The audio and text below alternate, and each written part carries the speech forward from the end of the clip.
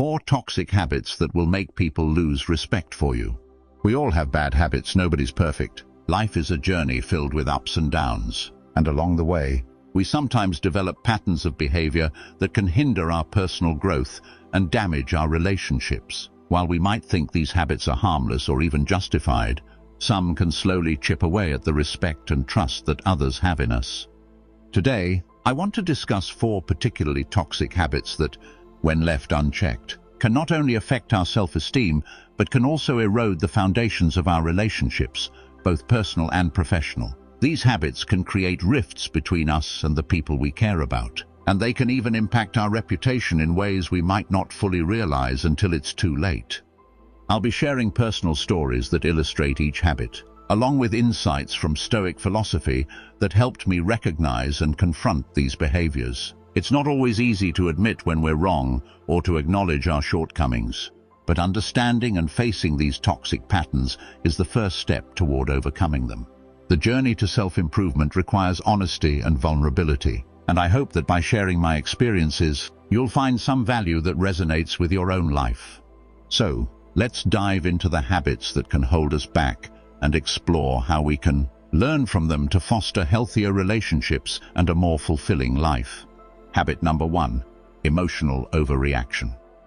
There was a time when I was just starting out in my career, and I had my eyes set on a promotion. I worked hard, I hit my targets, and I thought I had it in the bag. But when the promotion went to someone else, I lost it. In a fit of anger, I stormed into my boss's office and confronted her. My emotions got the better of me. I accused her of favoritism, said a few things I shouldn't have, and stormed out, thinking I had stood up for myself.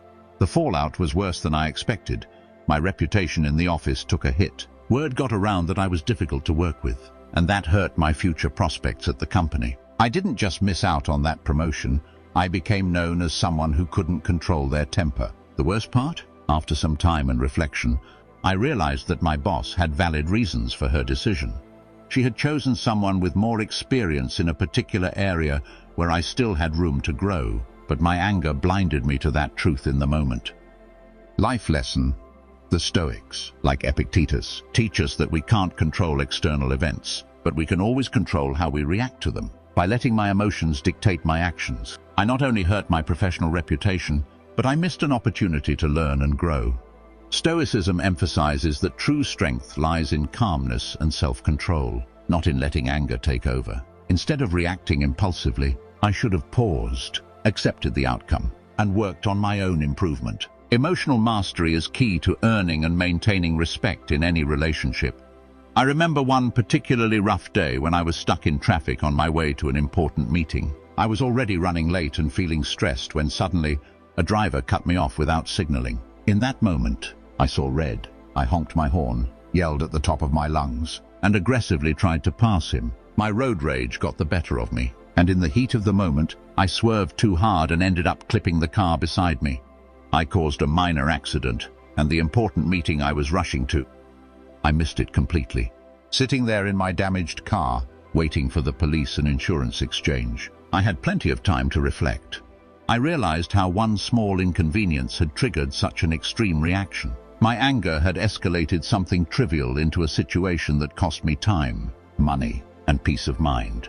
As Marcus Aurelius said, "The best revenge is not to be like your enemy." My road rage solved nothing and only made the situation worse. Stoicism teaches us to remain calm and rational in the face of adversity, even in small, everyday frustrations like traffic. If I had taken a deep breath and let go of my anger, I would have arrived at my meeting, unscathed and on time. This experience showed me that when we keep our emotions in check, we avoid turning minor inconveniences into major problems. Habit number 2, complaining and focusing on external circumstances. There was a time when I hated my job. The workload was unbearable, the management was terrible, and I felt like I was constantly being overlooked. Every day, I'd vent to my co-workers, friends, and anyone who would listen. At first, people would agree and sympathize. It felt good to have others acknowledge how unfair things were. But over time, I noticed something. People started to avoid me.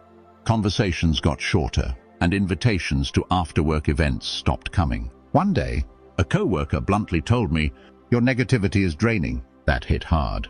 I realized that my constant complaining had turned me into a person people didn't want to be around. Instead of focusing on finding solutions or making the best of my situation, I was dragging myself and others down with my negativity.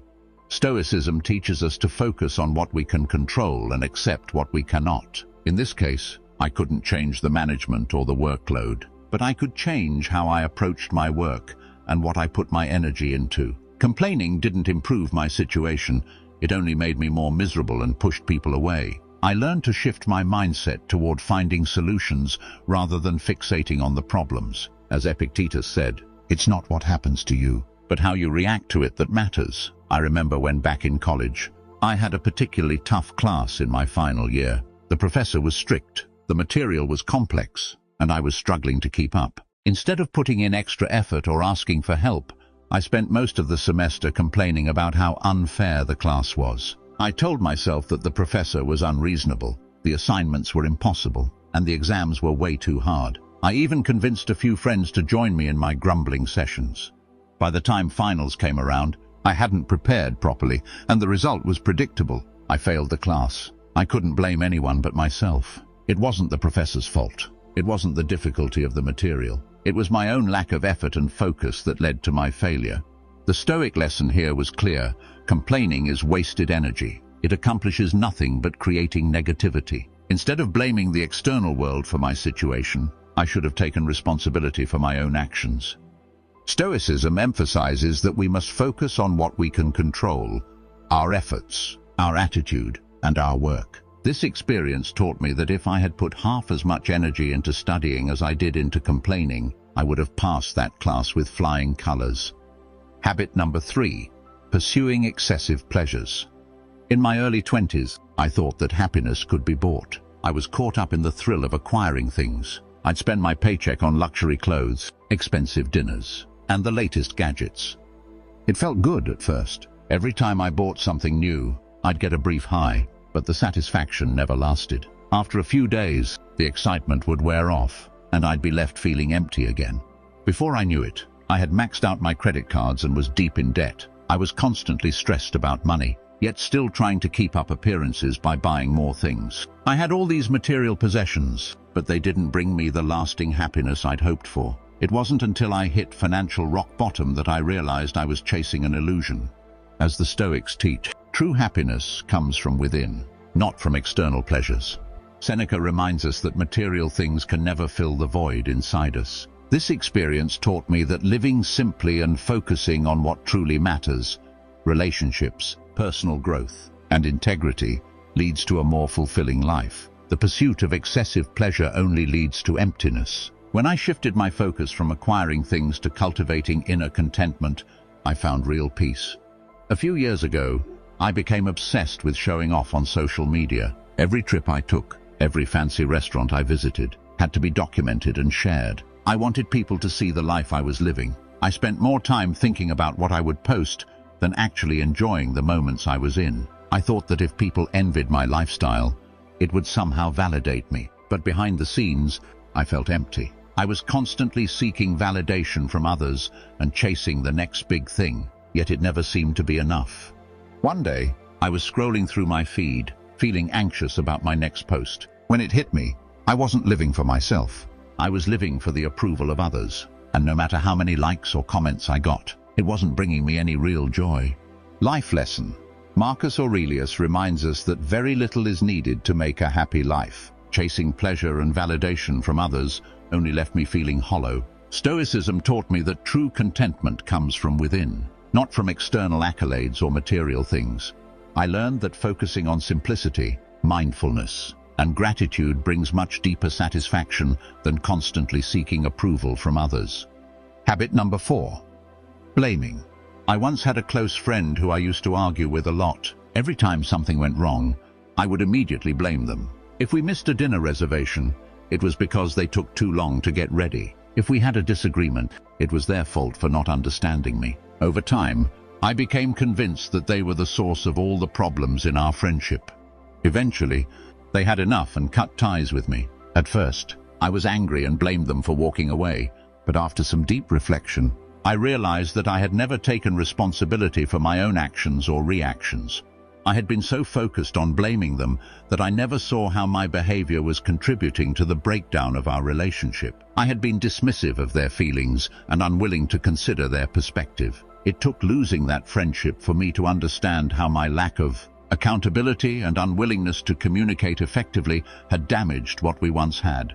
Stoicism teaches us that we can only control our own actions, not the actions of others. Instead of blaming others, I should have looked inward and taken responsibility for my part in the conflict. As Epictetus said, it is not things that upset us, but our judgments about things. This experience showed me the power of accountability and how important it is for maintaining relationships. Taking responsibility for our actions, rather than shifting blame, is key to personal growth and fostering respect from others.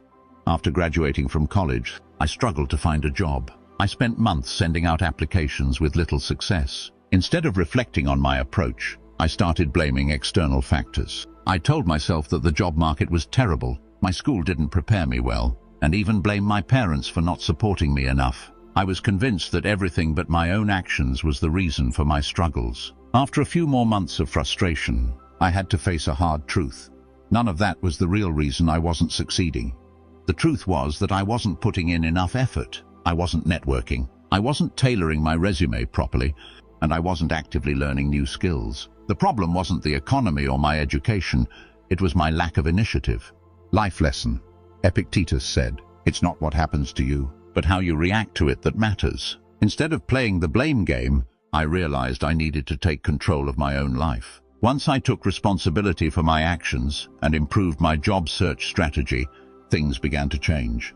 Stoicism taught me that taking personal responsibility is empowering because it puts the control back in your hands. By owning your mistakes and shortcomings, you gain the power to change them.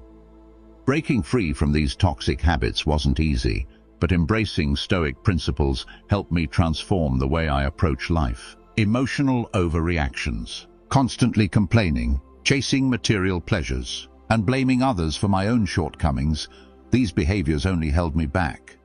But Stoicism taught me to focus on what I can control, take responsibility, and find contentment within. These changes didn't just improve my reputation, they brought more peace into my life. It's an ongoing journey, but by recognizing these habits and working to overcome them, we can build stronger, healthier relationships and live with more integrity. So, let's stay mindful and keep growing.